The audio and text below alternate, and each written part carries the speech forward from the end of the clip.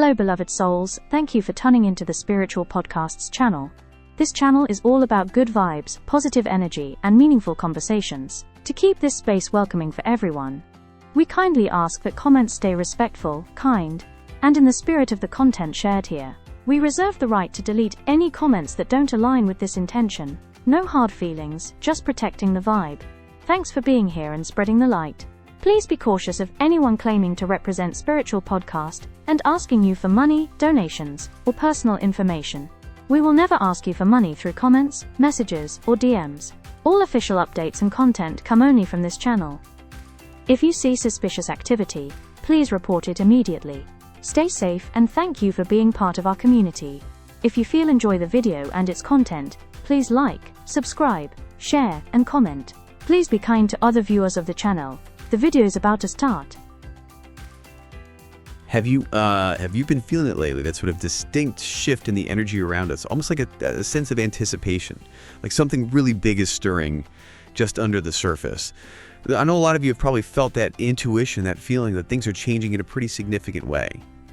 Well, today we're doing a deep dive into exactly that feeling. We're exploring the immense significance of the cosmic energies right now, especially as we get closer to a really key date, September 21st, 2025. And look, this isn't just another day on the calendar, right? It feels like a culmination, a threshold we're approaching. Now, our insights for this deep dive, they come from a really fascinating source, the Arcturian Council. For anyone not familiar, they're generally understood in spiritual circles as this collective of higher dimensional beings. They communicate through human channels, like Tiado de Arcuros on the YouTube channel FRATERNIDADE Da LUZ. And they offer guidance, really profound knowledge to help humanity evolve. And their message right now, it's huge. Basically, humanity's on the brink of a major transformation. It's a shift that's been predicted for a long time, and it seems to be leading directly to you activating your true mission here on Earth. So our mission today is to really unpack the why and the how behind this transformation. We'll look at specific celestial events, what they mean energetically, and crucially, how you can prepare for what's coming. We want you to feel totally empowered, fully aligned with your purpose. Honestly, I'm really excited to explore these shifts. It feels a bit like connecting the dots in this massive cosmic puzzle, seeing the bigger picture emerge. That's exactly it. And my role here is really to help us see that broader context, to connect these pieces that might seem separate at first. We want to weave them into a coherent story, something deeply meaningful. What's really fascinating, I think, is how these energetic shifts aren't just random occurrences. They seem to be these meticulously interconnected steps on a much larger path, a path that was perhaps predetermined, leading towards a really significant new chapter for all of us. So yeah, we'll synthesize these insights, try to bring some clarity to what it all means for you personally and, for the collective journey ahead. Okay, fantastic. Let's unpack this incredible journey then. Where should we start? Maybe with an event that, maybe it wasn't on the mainstream radar, but was definitely felt by those who were more sensitive energetically. We actually need to step back a bit first, right? Back to early August 2025, specifically August 8th. Now, many of you listening probably recognize that date, the Lion's Gate portal, but the Council seems to be pointing to something even more fundamental happening then. Indeed. Yeah, the Lion's Gate is definitely potent. It's this annual alignment, right? A time for accelerated growth, downloads, that sort of thing. But the Arcturian Council highlights something, deeper, almost unseen that happened right around that time. They describe it as something not visible to most eyes, but, and this is key, certainly noted by the most sensitive among you, end quote. It was during this window that something truly remarkable happened with our planet's own heartbeat, you could say. Its fundamental frequency. A planet's heartbeat. That's a powerful way to put it. Can you explain a bit more? What is that and what exactly happened to it back in August? Sure. I'm talking about the Schumann resonance. Basically, it's Earth's electromagnetic heartbeat. You can picture it as this set of global electromagnetic frequencies generated mainly by lightning, bouncing around between the Earth's surface and the ionosphere. It's been the stable background hum, usually around 7.83 hertz, for, billions of years. It's like an energetic baseline for all life here. But around August 8th, the Council confirms this Schumann resonance entered what they actually called a profound silence, a literal blackout. And it lasted for approximately 60 hours. Just think about that. The planet's energetic pulse just went quiet. Now, this wasn't just a little dip. It was unprecedented, a cessation. Some spiritually tuned-in reporters and energy analysts, they definitely sensed something huge was happening. They reported this feeling of profound quiet, like a void in the energy field. But the Arcturian Council really confirms the sheer magnitude of what took place. Wow, okay, 60 hours of silence from the Earth's energetic pulse. So what was the significance of that? From the Arcturian view, what did that silence actually mean? They're very clear on this. They state quite unequivocally, it was an event of collapse and fusion of timelines of monumental proportions. So this wasn't just a brief energetic hiccup, it was fundamental, a reality-level shift. To elaborate a bit, they said multiple timelines, including several probable futures for humanity, converged. Imagine like countless potential paths stretching out ahead for us, each a slightly different trajectory for the collective consciousness. And in that moment of silence, they all sort of funnel together, collapse into one primary, let's say, intended stream. It's fusion of timelines. How does that even work? Yeah. Especially the part about dissolution. What happened to the paths that weren't, the positive ones? Right, that's a crucial point. The Council explains that timelines not aligned with a higher good, what they call the negative or misaligned timelines, were, quote, effectively dissolved. Now, this isn't about some outside force just zapping unwanted futures. It's more like an energetic filtering process. As the collective consciousness here, especially among the awakened population, raised its frequency, its vibration, and really solidified the intention for a more positive, benevolent future, those lower vibrational timelines just became energetically incompatible. They couldn't sustain themselves within the dominant trajectory. Think of it like tuning a radio.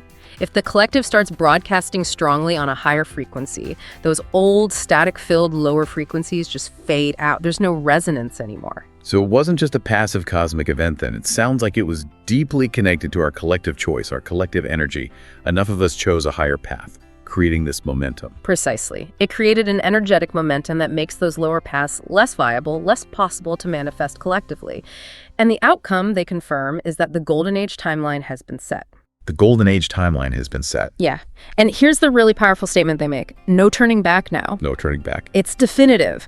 It signals this commitment almost from the cosmic level to this specific higher trajectory for Earth. It implies we've reached a kind of critical mass, a tipping point where the momentum towards that positive future is now essentially irreversible. It's a monumental statement. Yeah. No turning back now from a golden age. I mean, for many listening, that must feel incredibly hopeful, but maybe also a little hard to square with the challenges we still see everywhere. How does the Council explain that? If the timeline is set, why aren't we instantly, living in paradise? What are the practical implications right now? That's a very fair question. And yeah, it's crucial to understand that no turning back doesn't mean instantaneous perfection like flipping a switch. It means the eventual outcome, the destination, is now locked in. The core trajectory is set. They used a great analogy, like a great cosmic clock struck the hour, signaling the end of an old era and the beginning of a new one. Or another beautiful image they offered, the source taking a deep breath and, in the space of that silence, recalibrating reality. So everything that was incompatible with Earth's new higher frequency old system, limiting beliefs, dense energetic patterns, it all began to dissolve or lose its power. The practical implication is while the path is assured, the process of actually arriving, of integrating into that timeline still involves us, our conscious co-creation. We still have to navigate the breakdown of the old stuff.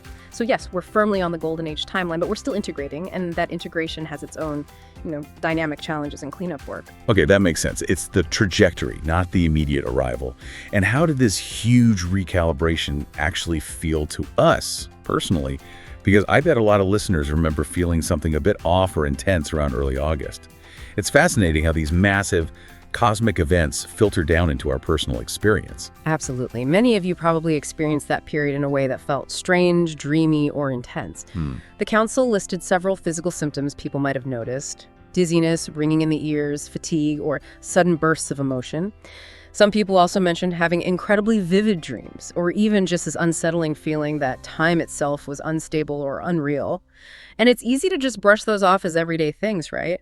But in this specific context, the Council suggests they were direct responses to that timeline fusion. Can we dive a bit deeper there? Why would something like ringing in the ears or time feeling weird be a direct response to timeline fusion? What's actually happening inside us, energetically? Okay, so when timelines fuse, your own energy field, your consciousness, is basically trying to integrate a massive amount of new information, new potential experiences very rapidly. It's like a huge software upgrade for your personal system. The dizziness that can be your physical body is struggling to recalibrate to a higher vibration. Almost like energetic motion sickness as your internal compass resets to this new energetic landscape. Ringing in the ears, sometimes called clairaudience by sensitives, might be your auditory system literally tuning into new frequencies or receiving subtle energetic downloads as these new timelines solidify. Your inner receiver is adjusting its frequency band. Fatigue. That's often just profound exhaustion from the sheer amount of integration work happening.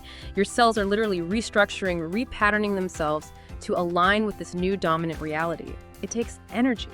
And those vivid, maybe confusing dreams, that's your subconscious mind working overtime, processing and harmonizing these merged parallel lives, helping your soul consolidate different versions of you.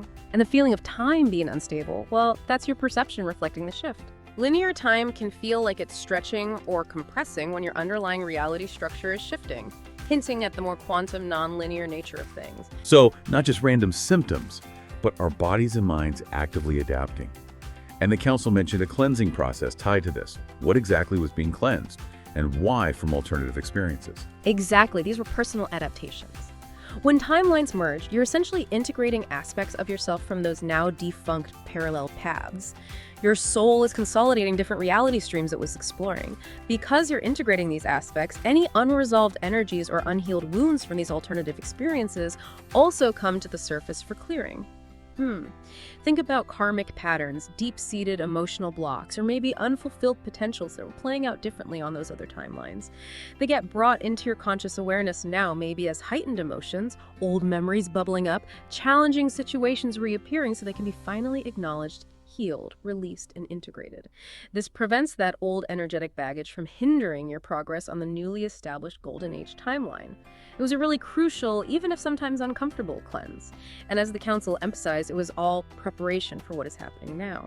This huge reset in August laid the groundwork, the foundation for the next key event, which takes us into September. All right.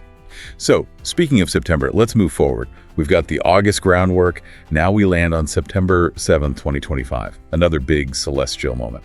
A powerful total lunar eclipse. That's right. And the council makes a point to say that the label matters less than the energy behind the event. You know, we tend to categorize these things, eclipse, portals, solstice, but it's the underlying energetic signature, the cosmic intention behind it that really carries the weight. Okay, so what was the energy of this specific lunar eclipse on September 7th? What did it bring? And this idea of a spiritual evaluation, what did that actually involve?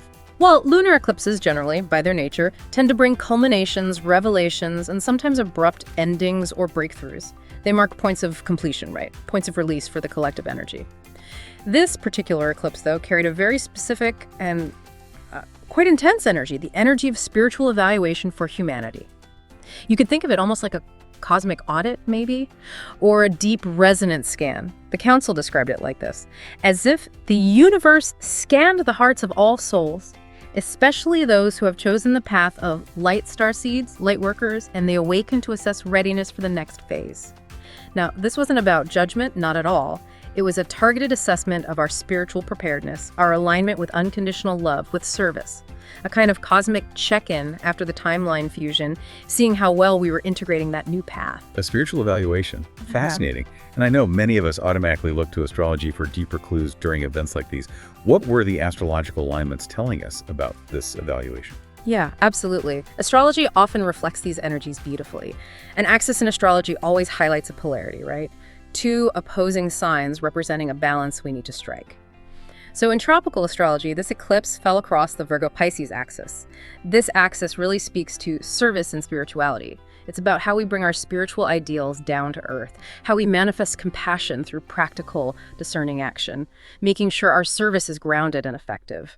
Now, if you look at sidereal astrology, which uses a different calculation based on constellations, the eclipse was on the Leo-Aquarius axis. This axis relates more to innovation and humanitarianism. It focuses on how our individual creative spark and heart-centered leadership, Leo, can serve the greater good, the collective, Aquarius.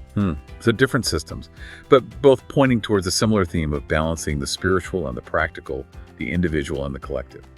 Can you clarify why focusing on an axis is significant here? How do those specific pairings reinforce this evaluation idea? Sure. The axis concept is key because it signifies this dynamic tension, this interplay between two seemingly opposite but actually complementary energies that need integration. For Virgo Pisces, it's about grounding those lofty spiritual ideals, Pisces, into practical, detail-oriented, discerning service, Virgo. It stops us from being either too spaced out and ineffective or too bogged down in the material with no soul connection. We need both wisdom and practicality in our service. Similarly, the Leo-Aquarius axis asks us to balance our unique, individual, creative expression, our personal joy and heart, Leo, with the needs of the collective, with innovative thinking for humanity's benefit, Aquarius. It's about shining our light for the group. So whichever system you look at, the underlying message was about integrating these poles, spirit and matter, self and collective. The evaluation was clearly checking how well we embody that balance in our lives and actions. And this balance, the Council points out, can be particularly tricky for Lightworkers, for those who are naturally very sensitive or empathic.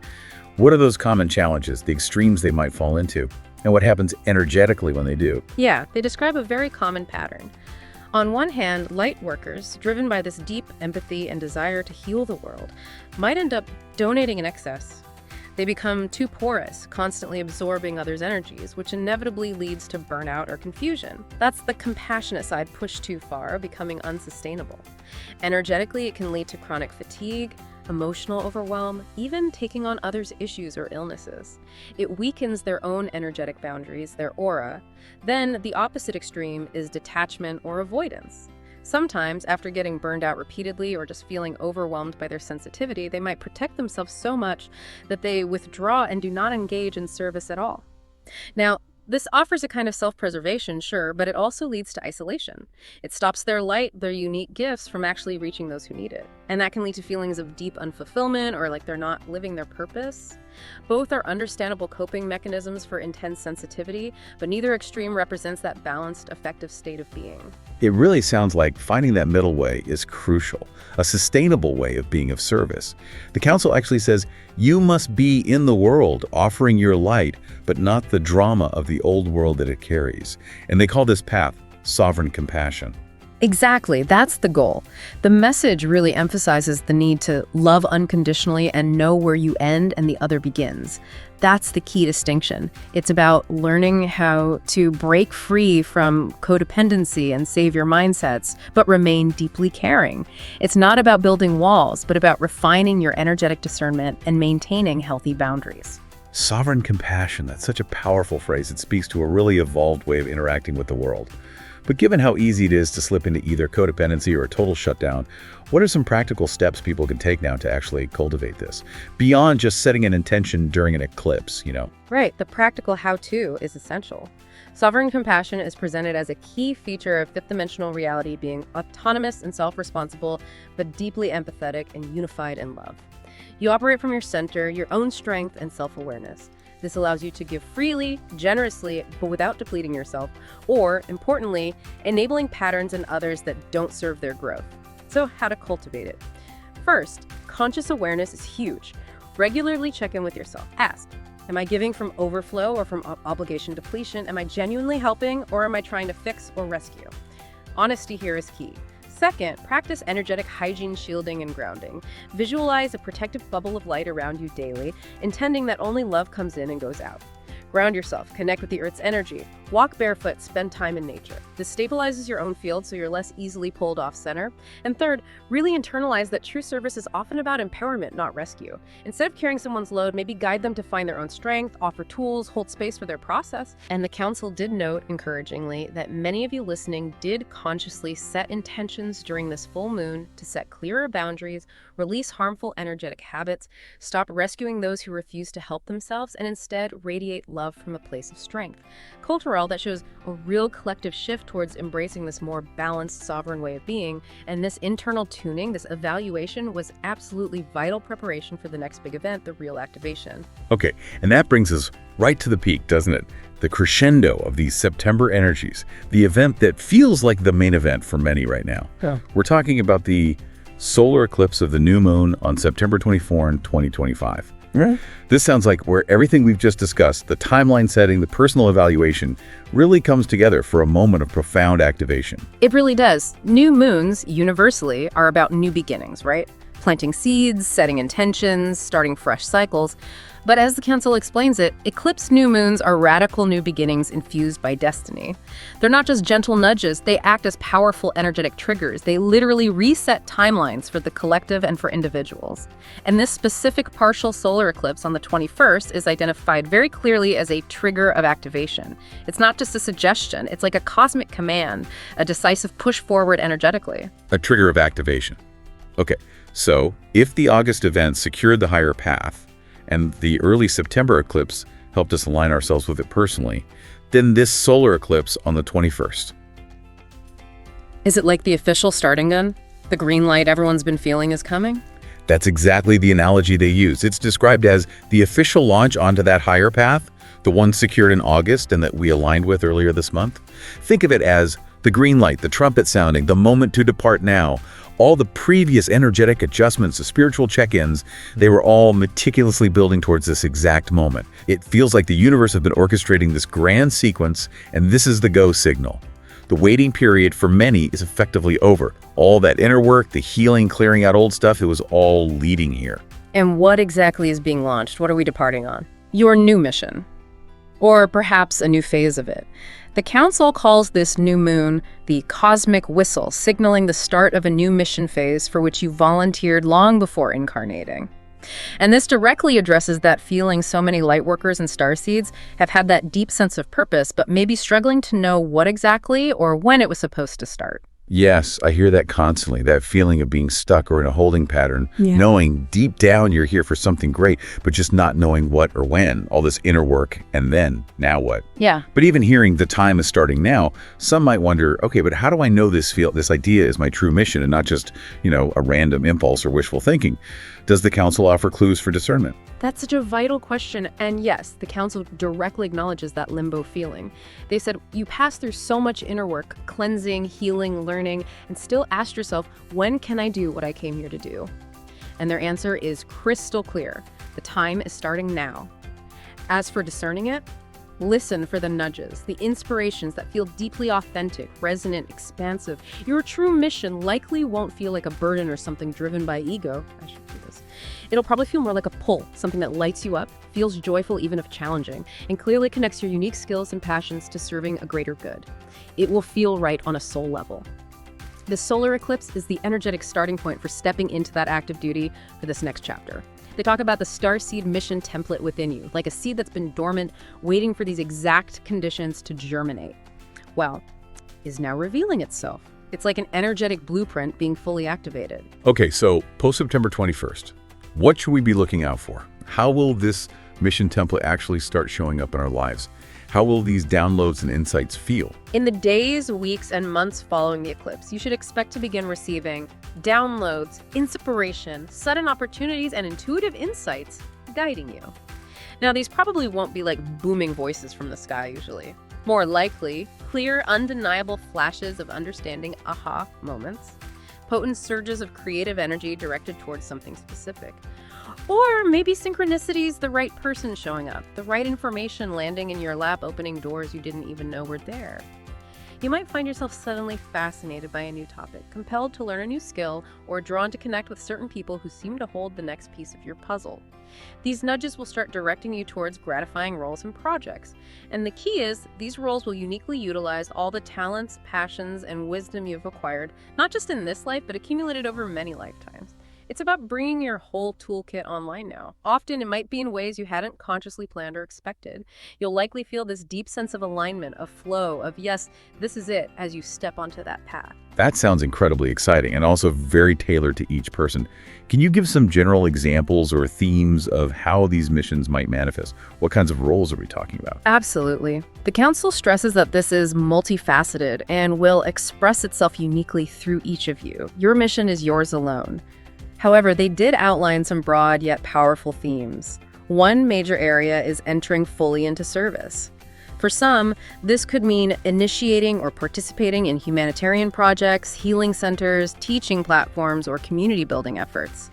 Think about starting a local food co-op, leading meditation or healing circles, creating online courses to share wisdom, helping build resilient local communities. These are direct, hands-on ways to anchor light and positive change, often right where you live. Okay, so practical, community-focused work, building new structures aligned with his higher consciousness. Precisely. And for others, the mission might be more about assuming the role of guide or mentor for those who are awakening. Because, as the Council points out, many others are about to awaken in the collective as truths come to light. And your journey, your hard-won wisdom, your emotional stability will be invaluable. You'll be the ones who can help guide newcomers through what can be a very confusing, sometimes scary awakening process. Being that calm voice, that patient ear, offering perspective. Related to that, some of you will feel drawn to take on leadership positions in your communities to offer a voice of wisdom and tranquility amidst the changes. Now, this isn't about ego or power in the old sense. It's about stepping up with grounded, heart-centered leadership, bringing stability and clarity to local groups, maybe workplaces or organizations, as they navigate these big shifts. Your calm energy will be a vital anchor. Then there are those who will innovate new technologies or systems aligned with higher consciousness, free energy, holistic medicine, conscious education, etc. These are the visionaries, the builders bringing forth the practical solutions for a new way of living. Think about people developing open source, clean energy devices, pioneering new frequency-based healing modalities, designing educational programs that foster emotional intelligence and spiritual awareness in kids. These innovations are crucial for actually building the new Earth. And then there's that really fascinating one, isn't there? The role of being ambassadors for human extraterrestrial relations. That sounds almost like science fiction, but the Council presents it as a very real, very important mission for some. Yes. This is a specific and, frankly, quite thrilling aspect of the mission activation for many starseeds. It involves preparing people for contact, perhaps even facilitating communication with benevolent galactic beings, and eventually directly participating in Earth's reception into the interstellar community. Oh. This really takes the idea of service to a cosmic level, doesn't it? Bridging worlds, bridging species. This could manifest as sharing your existing knowledge about galactic history or different ET races, helping friends and family overcome fear programming around the unknown other. Or maybe even consciously developing your own telepathic or intuitive skills to potentially act as a communication conduit when the time is right. And this personal mission activation, in all these diverse forms, connects directly into something much bigger, a global shift. The next chapter of Revelation. Okay, the next chapter of Revelation. That definitely sounds like we're heading into territory involving some pretty significant disclosures.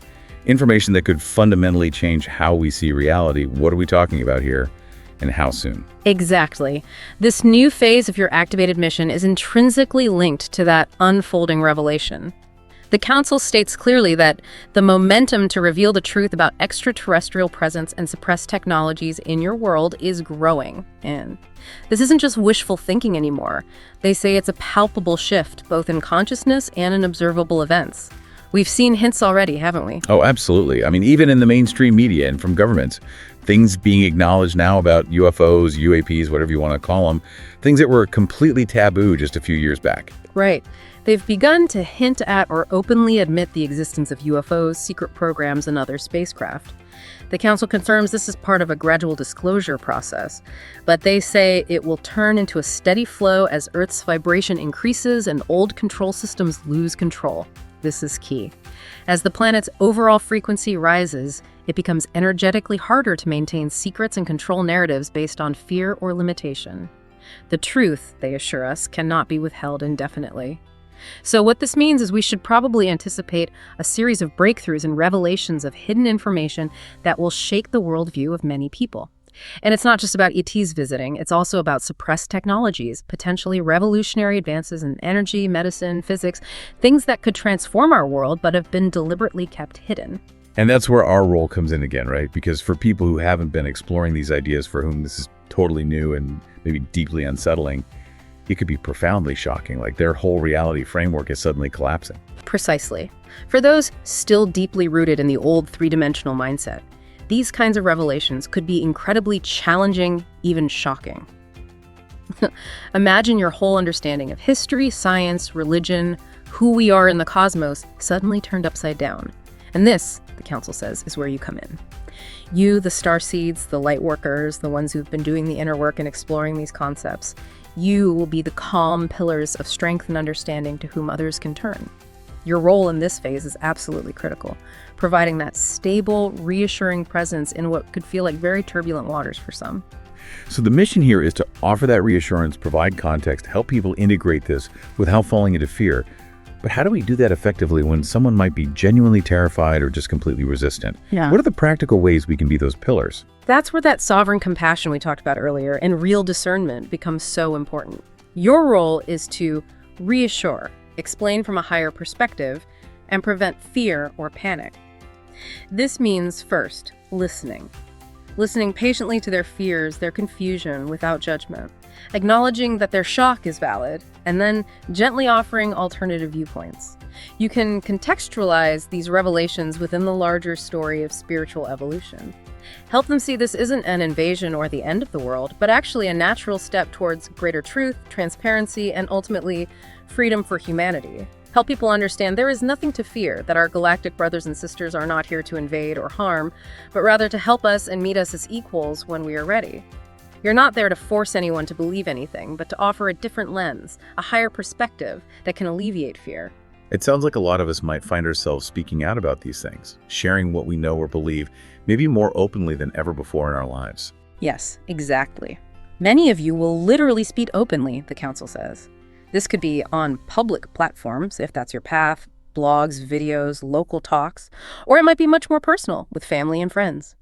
You'll find yourself sharing the knowledge you've gathered, maybe over years, about extraterrestrial life, about Earth's true history, about advanced healing technologies that have been kept under wraps. The key, again, is the intention.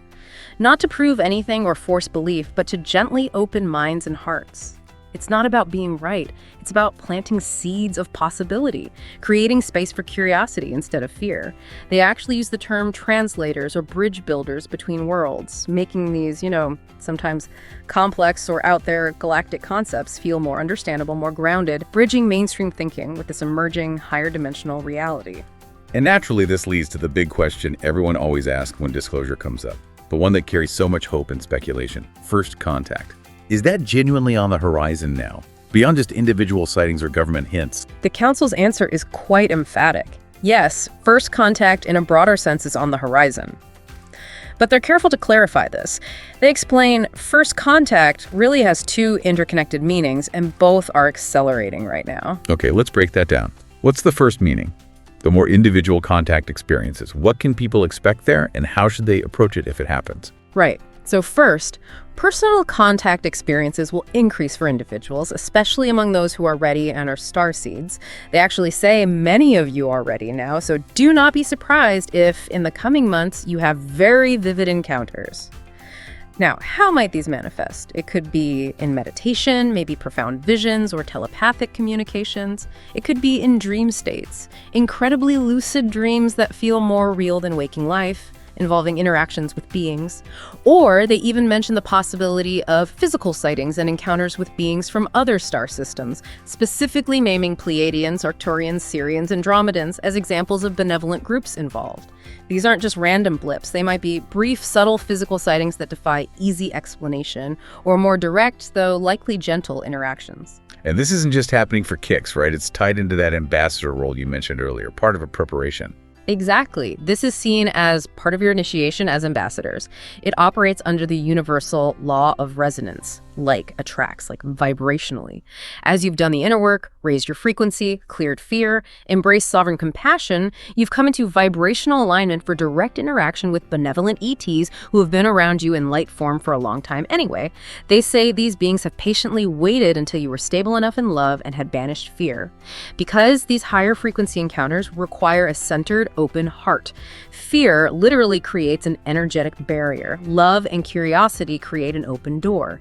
So these initial, maybe brief contacts will serve to acclimate you, get you used to their energy, and also potentially give you knowledge or energies to assist in your work. This could be telepathic information, energy activations, or just experiences that deepen your own understanding and prepare you for potentially bigger roles later on. That's incredibly profound. Okay, so what about the second meaning of first contact, the big one? The collective, large-scale event that shifts everything for humanity on the world stage. Right. That refers to the larger scale collective event of humanity openly engaging with extraterrestrial civilizations, the moment it becomes undeniable public knowledge globally. Now, the Council is quick to say no dates can be given because it ultimately depends on free will and collective readiness. Humanity has to be ready to meet them halfway, energetically speaking. But they assure us you are approaching much closer to this reality. This is that monumental shift, humanity's coming out party into the galactic neighborhood, you could say. So the groundwork for this is being laid now, even behind the scenes, and not just by us Lightworkers. Absolutely. The foundations are being prepared by your efforts, raising the collective vibration by the higher realms orchestrating things, and yes, even by certain human alliances within your armies and governments that genuinely desire beneficial revelation. It seems there are factions within earthly power structures who understand this is inevitable and want it to happen in a positive way. The Council suggests it's quite possible that in the coming years, public and undeniable occurrences of contact that become global knowledge could actually happen. They even float potential scenarios like a peaceful landing or an appearance of ships in the sky that cannot be concealed. These aren't just wild guesses. They state these are scenarios that are being discussed and prepared behind the scenes, likely being carefully managed to minimize fear and maximize peaceful integration. So why hasn't it happened already on that massive scale then? If preparations are underway, what's been the main holdup? The primary reason, they explain, is that the collective energy needs to be prepared to reduce fear and chaos. Imagine a sudden mass landing tomorrow. Without sufficient preparation, it could easily trigger widespread panic, societal disruption, maybe even hostile reactions based on old fear programming. Benevolent galactic civilizations operate under strict non-interference protocols, respecting free will and prioritizing stability. They won't force contact until enough of humanity can respond with curiosity and love, rather than fear and aggression. And this is where that whole portal of 2025, encompassing all these energy shifts we've discussed, the timeline fusion, the evaluations, the activations, plays such a crucial role. It is actively accomplishing this, separating those who reacted with fear from those who are ready to embrace the unknown with love. This energetic sifting and alignment process is paving the way for a smoother, more harmonious contact scenario.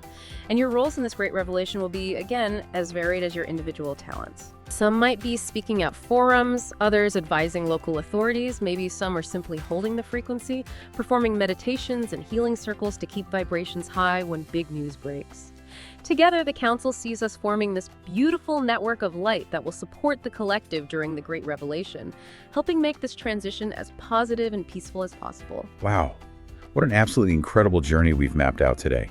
From that deep cosmic recalibration back in August with the Schumann silence, through this spiritual evaluation of the lunar eclipse, right up to this pivotal mission activation around September 21st, and then looking ahead to this whole era of disclosure and the real possibility of first contact.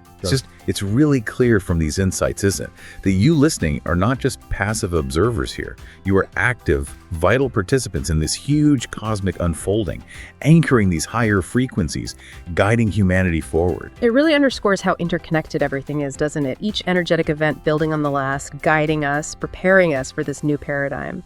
Your readiness, all that inner work you've done, your willingness now to step into that sovereign compassion to embrace your unique mission, it's all absolutely crucial. You are the co-creators of this. You really are the anchors for this new reality, the bridge builders, and yes, the ambassadors for this emerging golden age. So as you sit with all this, as you integrate these really profound insights, maybe consider this final thought.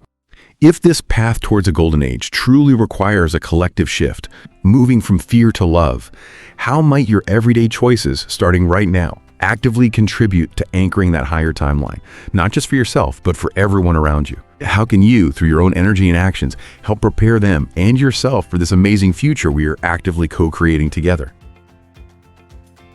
Thank you so much for tuning in. I appreciate your time, and I look forward to sharing more with you soon. Until next time, take care and have a wonderful and blessed day.